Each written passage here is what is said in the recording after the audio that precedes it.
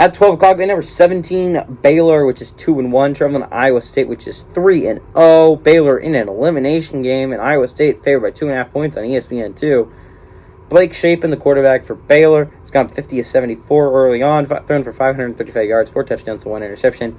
Richard Reese on the ground has had 34 carries for 237 yards and 5 touchdowns, and Hal Presley through the air has had 7 catches for 93 yards and a touchdown.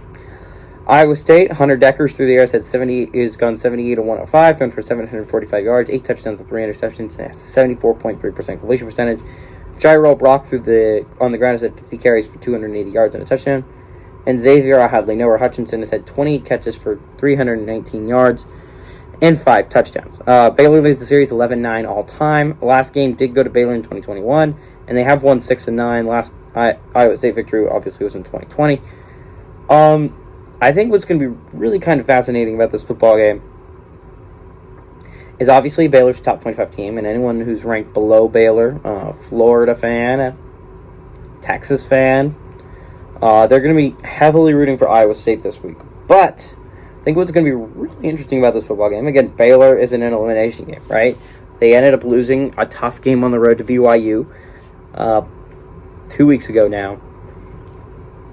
And suddenly the Baylor Bears have backed themselves into a wall, right? They lost their second game last year to TCU in an absolute heartbreaker, right? Because they were in field goal range with a chance to win the game, and Jerry Bohannon throws an interception. That was how they lost their second game of the year. That's how they were eliminated from playoff contention. And if Jerry Bohannon doesn't throw that interception, they likely make that field goal, and they could make the playoffs as a one-loss Baylor team, right? That was heartbreaking. So we'll see how Baylor's Bears backs are to the wall now, right? Because they lost their mulligan.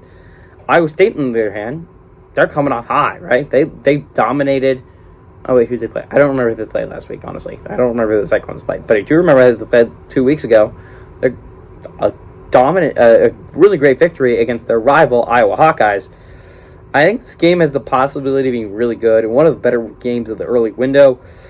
I think Baylor does go on the road, and I do think they win this game simply because their backs are against the wall, and this is Dave Aranda coach football team. I don't expect them to lose when this early on in the season. I don't expect them to start 2-2.